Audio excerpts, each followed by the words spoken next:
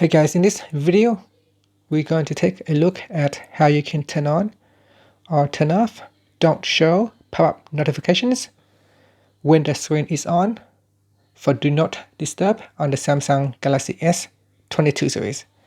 First, tap on the Home button to go back to the home screen.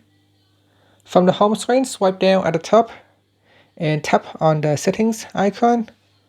In Settings, go down and tap on Notifications.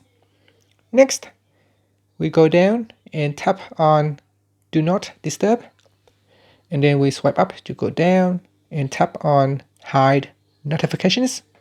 In here, go to the section when the screen is on and tap on Don't Show Pop-up Notifications. So tap on this toggle button to turn it on or off. And that's it. Finally, you can tap on the Home button to go back to the home screen. Thank you for watching this video.